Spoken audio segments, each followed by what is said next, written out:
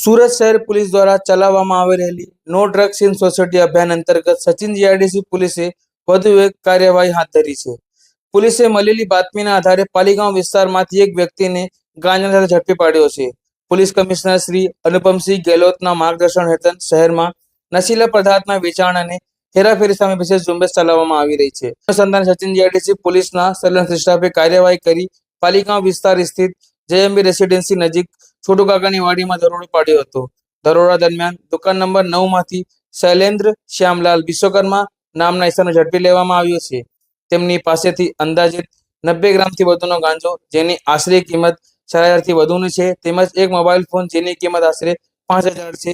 એમ કરીને કુલ મુદ્દા માલ સહિત આરોપીને ઝડપી પાડવામાં આવ્યો છે. પકડાયેલા આરોપી શૈલેન્દ્ર વિશ્વકર્મા મૂળ મધ્યપ્રદેશ રાજ્યના સતના જિલ્લાના બહેરા ગામનો રહેવાસી હોવાનું સામે આવ્યું છે. આ બનાવ અંગે સચિન જીઆઈડીસી પોલીસે એનડીપીએસ એક્ટનો ગુનો નોંધી વધુ તપાસ હાથ ધરી છે. હાલ સચિન જીઆઈડીસી પોલીસે આરોપીની પૂછપરછ કરી આ ગાંજાનો જથ્થો ક્યાંથી લાવ્યો હતો અને કોનો આપવાનો હતો તે દિશામાં તપાસ શરૂ કરી છે.